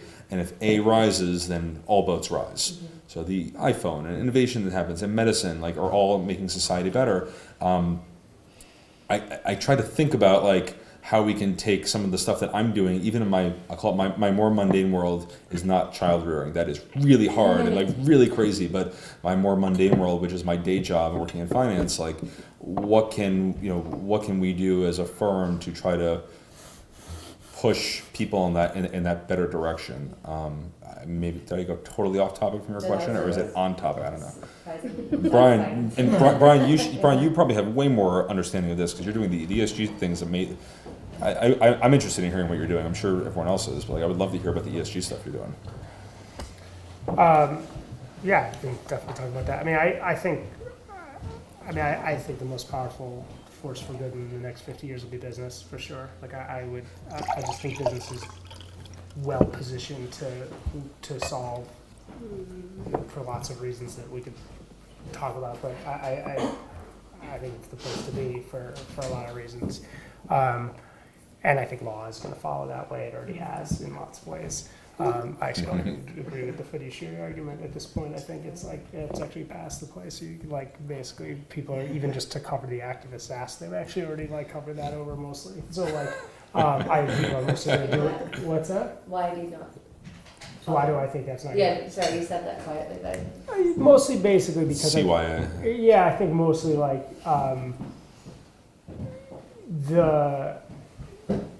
the straight fiduciary duty from a kind of fiscal perspective is a very narrow interpretation that was sort of used in a defensive posture. And then what's happened, maybe you've studied this more recently, there's for a number of different reasons. I think the courts, Leo, whatever his name is, Leo Strine. Leo Strine, I love Strine. Right, has basically taken a more expansive view of what being a fiduciary is, I think, basically, which is taking a more expansive... Part of the argument is that you need to do good for society to be a fiduciary for your shareholders, because if you're not, then your company will not succeed. And if you hurt your employers and hurt the consumer and hurt society at large, people will abandon your product. But I think we're just at the very very beginning of this kind of business and society moment. It's the very beginning. I think the business roundtable letter that he's talking about, I think it's mostly nonsense. It's just but it's okay. At least it's starting. The B Corp thing is very, very early, but at least it's starting. People are thinking about it. And I think there's a lot of innovation happening in kind of the impact world and in corporate responsibility and in the ESG world, whatever else. The thing I'd basically say, so I think it's a great thought. I think my only thought is I think you have to be extremely eyes wide open. Because very few things are, I think what I find is things are mostly morally ambiguous. Particularly where you're about to go work, things are, they just don't present as black and white. So, supply chains are complicated, customers are complicated, every decision is complicated, and rarely do you get to sort of stand clearly on the side of a moral, moral code, and then you're operating in multiple countries which have different laws, and which laws do you follow, and which codes do you follow, and so I think it's just not, so I think it's a phenomenal place to create a more ethical world. I just think, you're studying EP&E, it's just all of those issues that you're studying about, moral relativism and ethical relativism, and you have to keep all those tentacles alive, because they're not. And then you're existing in a political environment where you have bosses, and the boss says numbers to me and whatever. So that's my only thought. It's no different than being in a political environment. That's my, that's been my sense. I also have an amazing person to meet when you get to Facebook. Who runs their government and political world. So. I also think it's interesting. Just that's a hard job. Some states, for example, because you said about the business judgment rule and companies basically being able to get away with anything, and that's because most companies are incorporated in Delaware. But a state like Connecticut, for example, does by statute allow they're companies that are incorporated here to consider the community and whatnot. It's not a But the- sole. There's only 7 companies But the, left. the that's true. That's But some true. states have moved statutorily towards that. And I But think most of the that's companies a headquartered in trend Connecticut are still Delaware Corps. Yeah, but I mean the corporations incorporated in Delaware are able to consider the community. And I think the way in which states have moved towards that is telling in certain ways as well. So what do you think? Do you think that's gonna? Do you think that? No, because I don't think Delaware will ever change, but I think there's still an overriding kind of, intellectual movement towards kind of the direction, you were talking about. But I think at the end of the day, pure capitalism is going to survive, and I the think Delaware courts are going to make sure that that's the Delaware Court of Chancery and the Delaware Supreme Court are going to continue to make sure that's the case, because the business judgment role is expanded at every opportunity. business judgment rule is strong. I mean, Basically, it the is business strong. judgment rule is something that says it allows companies to get away with anything. They get away with If anything. there's a rational reason for making a business decision, the courts will let the business get away with it, no matter how it affects anything There's a else. lot of forces in the world, though, that I think are going in that same direction, though. I mean, particularly like, the more there's different options for, rather than public companies on a quarterly basis reporting results, that has a positive impact.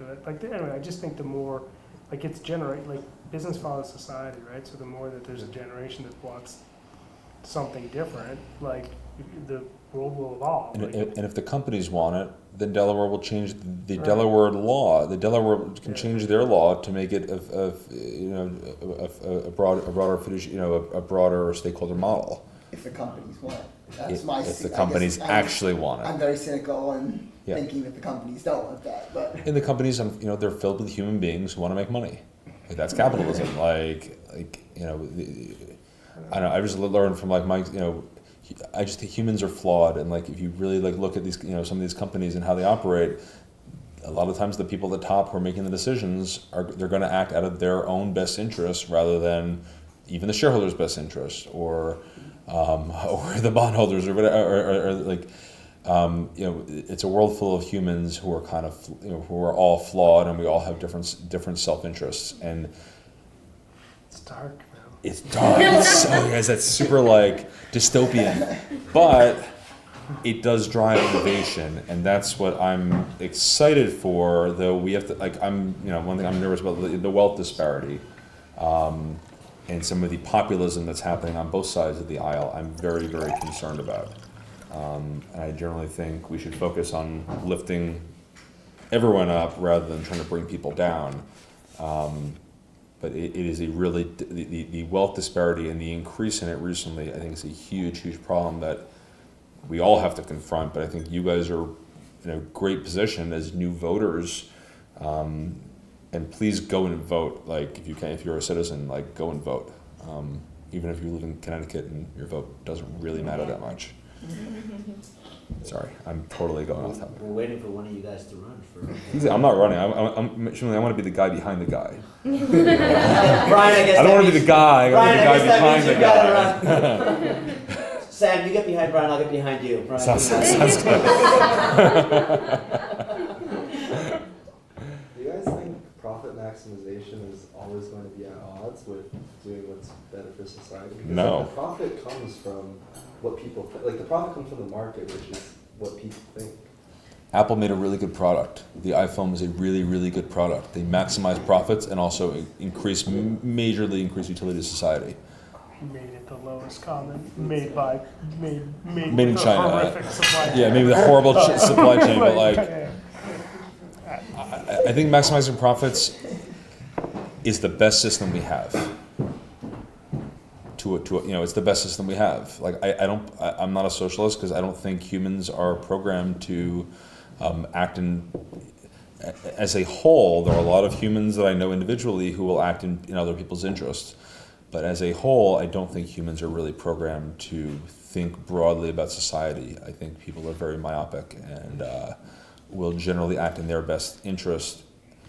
And if that's the case, which I believe, then capitalism is your best hope. What if we reach high productive capacity? Then I think UBI is a great model. Yeah, I think UBI is what are all these humans going to do who are uneducated in society? as we keep, developing technologies that, disintermediate the labor force, sorry, we're going way out there here, but whatever. Yeah. But as we keep developing technologies, the lower skilled people are not going to have as much to do. And like we'll say, oh, but in every generation like that, people said that, and that didn't come to be. There were new industries created and all that stuff. But like, there's going to be a point where, in 10 years, there aren't going to be any truck drivers. I think that might be the biggest job in the country is a truck driver. And there will be very few truck drivers. The much smarter people than me at Bridgewater are probably thinking about all this stuff more than I am. But like, I think society is a really scary crossroads. Oh, yeah. Although at the same time, a plumber in Connecticut today makes more than somebody from Yale going to Facebook. That's correct. Somebody, From vocational say school. that. At Yale. A plumber today in Connecticut makes more money than somebody going to Facebook from Yale. Is that true? Yeah, that's a fact. Oh, have you ever had a bad plumbing problem? Like, you're like, Not only is it true, but it's a lot harder to actually find a plumber today. A plumber, an electrician, a contractor, yeah. How long does it take to get that certification? Asking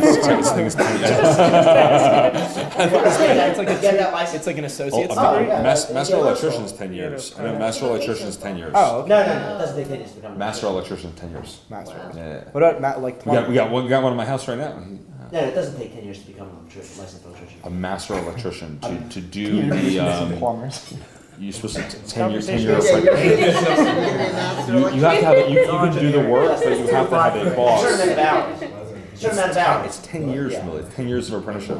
Anyway, it's very, as much as like manual labor is disappearing, there's still always going to be a place for that. That's true. And sorry, we're going off the rails. I would love to quickly turn around. I would love to turn around to you guys. Like, how are you guys finding your experience here? Is it working for you or not? I'm curious. Like, Great. working great. Love it. All right. PG's all set. Jump in. Well, Can I ask a quick question? Yeah.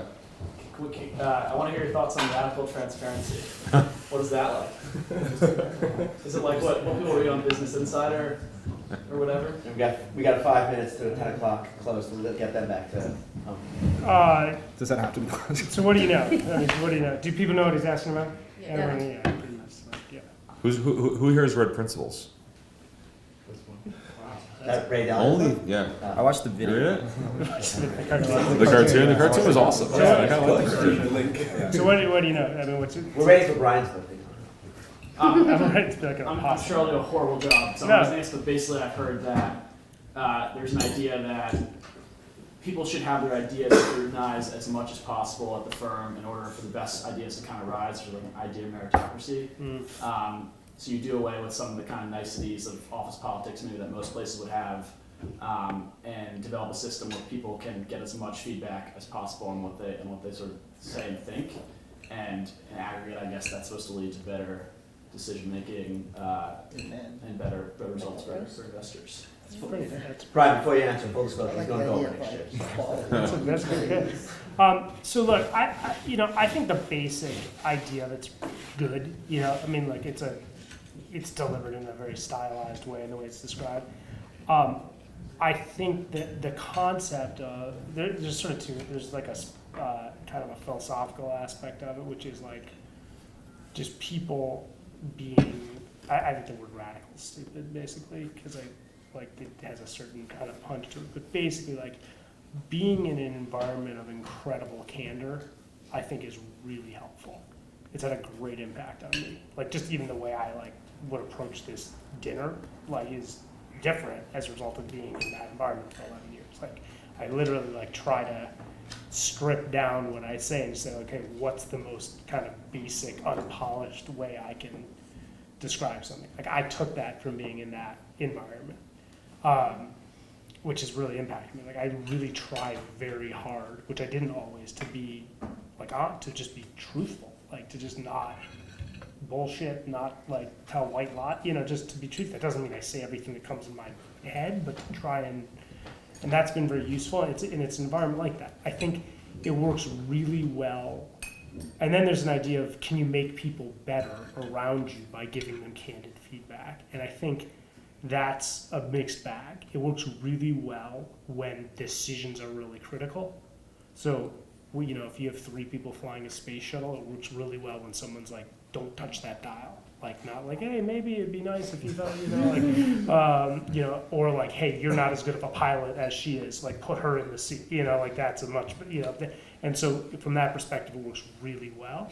I think the bigger the environment gets, where there's not trust, if people don't believe in each other's motives for candor, and the less kind of critical the decision making gets.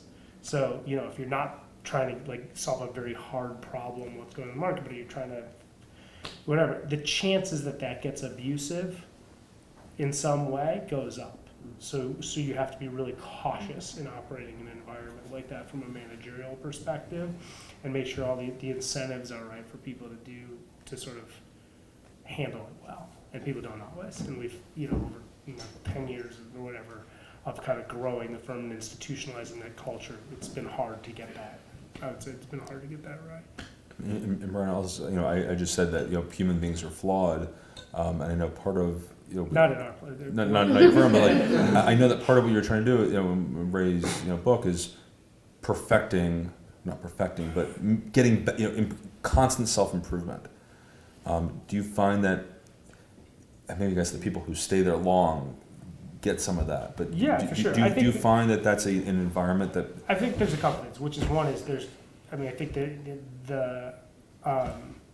it's an environment that forces a lot of reflection and living an examined life, which is a thing I value a lot. And I think this, it's an environment where people will want to live an examined life at work, which a lot of people don't want to do. People want to go home and do that in their place of faith or whatever. But that constant improvement I think is important. The other thing is power is a real thing. Like people respect hierarchies, people respect power, and so when you want to have great decision making, to improve decision making, and human beings are generally bad decision makers in general, and particularly bad when they're deferring to power structures. And so when your business is trying to have a winning percentage of 52% rather than 49%, like creating an environment where there's the marginal propensity to say, I think that's wrong versus right matters a ton, and that's the whole game. Is how do you create that environment? That's been it's also very Jewish, frankly. It's the Talmud, which is 2,000 pages of 3rd, 4th, and 5th century of Jewish law, is composed of conversations that went on for a few hundred years among rabbis about the determination of what the law is, and the both opinions are voiced.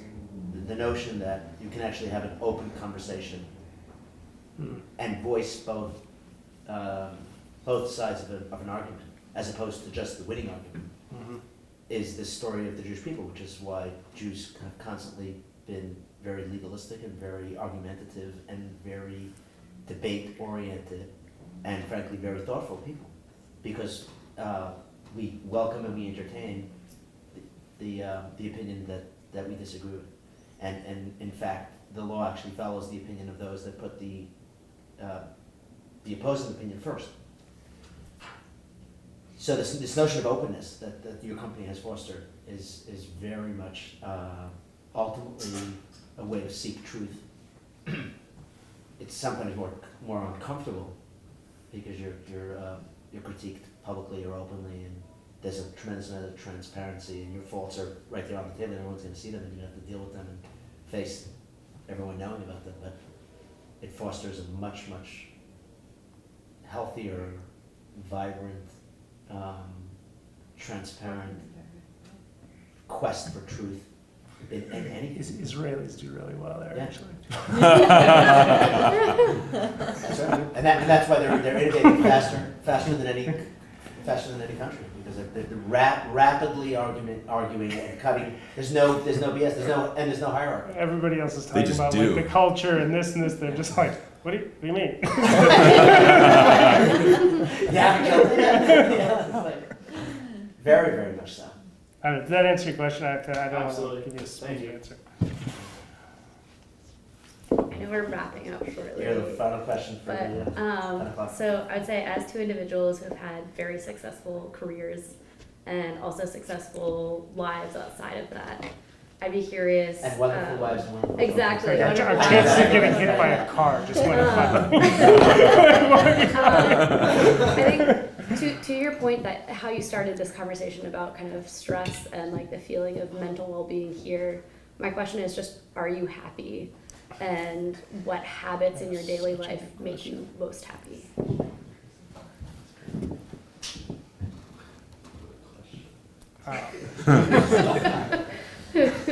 You first. Where's the bottle?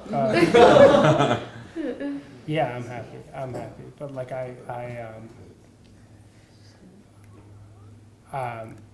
I'm happy, but I think like my sense is like if you're being an ambitious person, which probably everyone around this table is, and being an ambitious person, and if you're like a self-examined person, my guess is if you're spending your Tuesday nights here, you probably are. And being a person who, tries to do the thing Shmuley says, which, takes some of the pain of the world into you and think about it and try and own some of that. Like, you gotta work hard. I work hard to be happy. And I'm not so good at habits. Like I go bounce around from like whatever, like biking to meditating for 4 minutes to like I'm not like, some people are better at that, but like, yeah, I really am. I'm really happy, but I work hard at, like I work hard to be conscious of that and like kind of that's the balance thing, like fixing what's out of whack. And I've had to learn a lot about myself over the years in order to be able to like understand what I need to be happy. And I'm also, I think it took work. I've always had a very mellow personality, like maybe too mellow personality. But I ended up getting a philosophy. I think it was like around like when I was in college. I think just sort of like improving my philosophy and how I went about things. I generally view worrying as a relatively wasted activity. Like worrying, you can sit and worry all night about something, and being sad and like being willing to be having emotions is super important. But worrying, I think, is a really negative emotion or a negative process. When I'm upset about something or I have a problem, I try to think about it, make a decision, and then wipe it clean from my mind. And I found a lot of outlets, that I think help me. I do the crossword puzzle every day. I've been doing it since I was 15. I love it. My mind goes completely and utterly blank, and I just focus on the puzzle at hand. When during the day do you do it? It changed because when I was in the city, I would do it on the subway home on my after work. While I was walking on the street and pen with the physical paper, and then on the subway with the goal of finishing every time before I got home, which wasn't very safe. Now I'll save them. Actually, I don't do them every day anymore. I save them, so on the train ride up, I did Sunday, Monday, Tuesday, in the Times, and I saved them for my train rides. I only commute in like to the city once or twice a week. If I drive. And during my commute, I clearly cannot do the crossword puzzle that I would like to. But I found avenues to clear my mind during times that have been more difficult. And as Brian said, like I'm ambitious. I like to do things. I joke. I have a lot of side hustles. So a data miner is a side hustle. Like the Yale Angels is like a side. It's like I have my day job. I know what that is. When I'm there, I'm focused on that. And then outside of that, like I'm gonna go on a radio show. My buddy owns a lot of radio stations in Connecticut. I'm gonna be DJing every Sunday night from 8 to 9 on 95.9 The Fox. 95.9 The Fox. I think does it reach New Haven? I don't know if it reaches New Haven. What kind of music? We'll let you know on Sunday. We'll let you know. So yeah, starting January 5th. What is it? What is it? 95.9 The Fox. So it was classic rock genre, and they switched it to hard rock from 1980 to now. It's Good like stuff. Chili Peppers, Nirvana, Pearl Jam, like None of Muse, those are Arctic rock Monkeys. bands, but that's okay. Yeah, those are classic. I know, but they're still. But it's like newer classic rock, like Arctic Monkeys, Muse, Not hard rock. Metallica. That's I metal, think man. maybe you need The rest are grunge. And every week I'm doing grunge. do I know. like 150 rock concerts. That's my thing. I'm a big music. I named my son Dylan for a reason. But every week I'm doing a themed a theme playlist. Grunge. Grunge is in there, but I'm doing like the first week I'm doing super groups, and then like bands that hate each other is a week. Modern British Invasion, like different like things, and like I love doing those hobbies, and like I'm really super excited about it. And, like going to like the recording studio and like I will not be there every. I'm pre-recording them, so whatever. But like I found like good avenues for myself to keep it, and I always keep busy. Like I'm nonstop busy. But I keep myself busy. I keep my mind occupied, and then when I have a problem, I like make a decision and then move on and execute on it and do it. But shit happens. Like there are times that are really tough, and like I try to you lean back on your family, and you watch your kids, and that's everyone take their time. But like you see your kids, and they are the way they think about the world is very very soothing. It's just special. So it is the hardest thing, but the best thing I've ever done by far, and trumps anything else that we're talking about tonight.